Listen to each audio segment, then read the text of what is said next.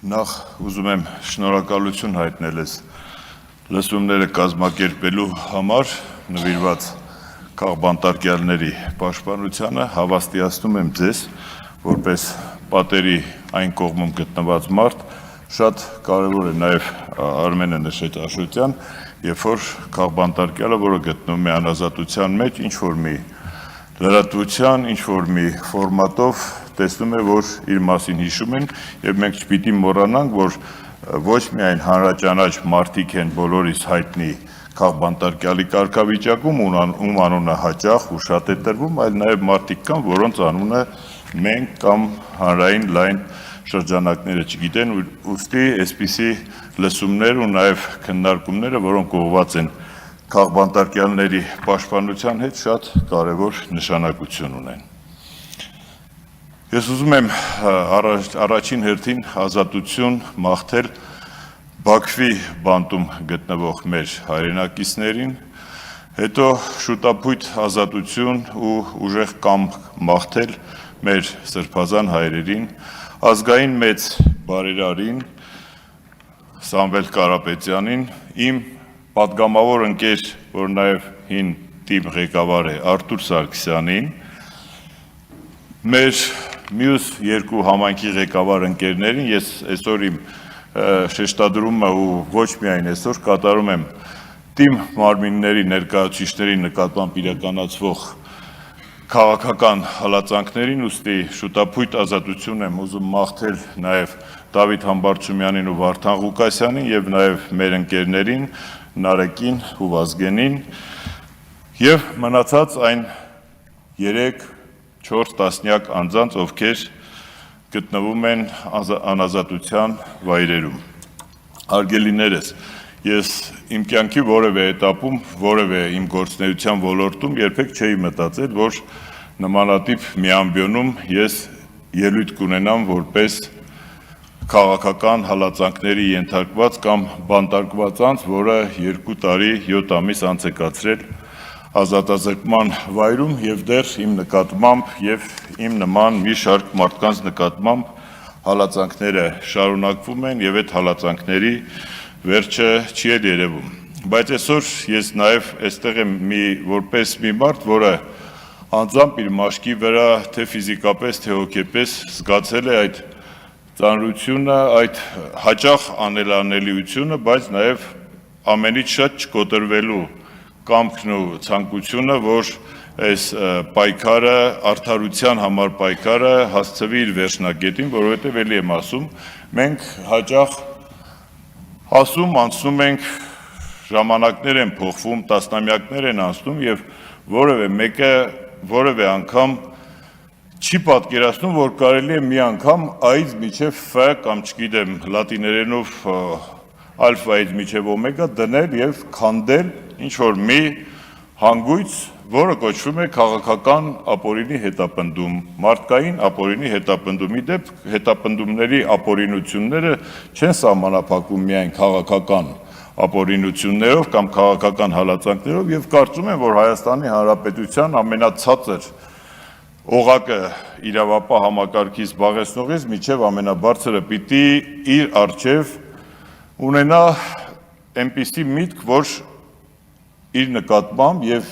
իր համախոհների կամ հանցակիցների նկատմամբ կարող է իրականացվել իրավական գործընթաց, հանրային գործընթաց, ու ես կարծում եմ, որ այն օպեր լիազորից դանոս տվող, ոչ թե գործ ստեղծող, այլ դանոս տվող օպեր լիազորից միջև ապօրինի ու պատվիրակված վճիռ արձակող դատավորը պիտի իմանա, որ մի օր իրենք կարող են հայտնվել այն կարգավիճակում, որի մասին ինչպես ես չեմ պատկերացրել կյանքում, այնպես էլ իրենք չեն պատկերացնում այսօր կյանքում։ Իդեպ ես նաև կուզենայի որոշակի ուղեր ցղել, այստեղ ես տեսա նաև մարդիկ ժպտում էին, հայտնի մարդկանցից մեկը իշխանական, որ քաղաքական բանտարկյալությունը այնպիսի պրոցես է, որ երբեք չես կարող ասել իշխանության փոփոխության դեպքում ով կհայտնվի այդ քաղբանտարկյալի կարգավիճակում, ուստի կարելի է համահարանքով ու հեգնանքով չվերաբերվել։ Դա ոչ հարստություն է, ոչ ուժ է, ոչ շնորհք է, ոչ հանճար ու տաղանդ է, որ ասես ինձանից ոչ ոք չի կարող խլել։ Մենք էլ գուցե մի պահի պատկերացնում ենք, թե մեզանից ոչ ոք ոչինչ ինչ առումով, որ չունեինք այնպիսի բան կատարած, չէին կարող խլել, բայց փաստորեն կարողանում են, խլում են ու դեռ նաև մարսում են։ Ես նաև այն մարդկանցից եմ, ի թիվս տարբեր մեր համայնքներում հաղթած համայնքապետերի, ում թվում էր, թե հաղթել է, բայց ինչպես իրական Հայաստանում է վերջերս, փաստորեն հաղթանակը պարտություն էր, պարտությունը հաղթանակ, սևը սպիտակ է կամ հակառակը, եւ միայն կյանքն է իրական Հայաստանում ճակերտներում ասած վարդագույն։ Ուստի այն պրոցեսների մեջ, որում հայտնվում ենք մենք, նկատի ունեմ այս պահին համայնքի ղեկավարները կամ տեղական ինքնակառավարման մարմինների ընտրություններին մասնակցողները վերջին շրջանում, վերջին 5-6 տարիների ընթացքում մեր փաստորեն թվացյալ հաղթանակները, թվացյալ արձանագրումները մենք չենք կարողանում, ոչ թե մենք ինքներս, այլ հանրությունը, հասարակությունը չի կարողանում պահի եւ մեր հաղթանակները վերենացվում պարտության, ինչպես տարբեր դաշտերում։ Այս հալածանքների շղթայի նպատակը միայն մեկ բան է։ Ինձ թվում է բոլորը եւ հասարակության նաեւ ոչ ակտիվ զանգվածները գիտեն, հասկանում են, ոմանք նաեւ լռում են չխոսելու, աչքի առաջ չընկնելու ակնկալիքով, որ այս բոլոր քրեական հետապնդումների նպատակը երբեք ու ոչ մի անգամ ինչ-որ իրավական արդարադատության կամ քրեական արդարադատության իրականացումը չի, այլ համայնքի ղեկավարներին, տարբեր քաղաքական ու հանրային գործիչներին լռեցնելն է, նրանց դեմքով վախ սերմանելն է եւ նաեւ կոնկրետ համայնքի տեղական ինքնակառավարման մարմինների օրինակով նաեւ ցույց տալը, որ դուք ժողովրդին ուղղված իհարկե ինչ ուզում եք արեք, միևնույնն է, եթե մենք ենք իշխանությունը, մենք ձեր ընտրությունը վերածելու ենք, ձևախեղելու ենք այն եղանակով, ինչ եղանակով մենք պատկերացնում ենք, ինչը մենք նաև տեսնում ենք մեր տարբեր համայնքներում, առավել ակնառու համայնքներում, որոնց մասին բոլորս գիտենք, բոլորս տեղյակ ենք, վերջին շրջանում տեղի ունեցած օրինակ Փարաքյարում, որը ամենացայտունն էր, որ երկար տարիների այնտեղ սաբոտաժների, քաղաքական, չգիտեմ, հալածանքների, միմյանցից մարդ գողանալու եւ այլնի միջոցով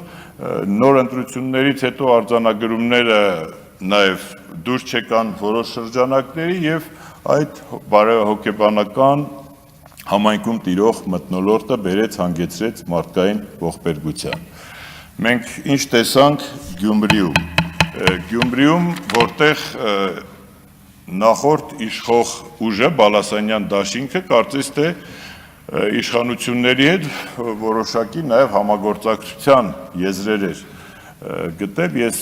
խոսքս հիմա ուղղում են այն մարդկանց ու խմբերին, ովքեր ասում են, թե կարելի է լեզու գտնել, կարելի է չգիտեմ ինչ, ոչ,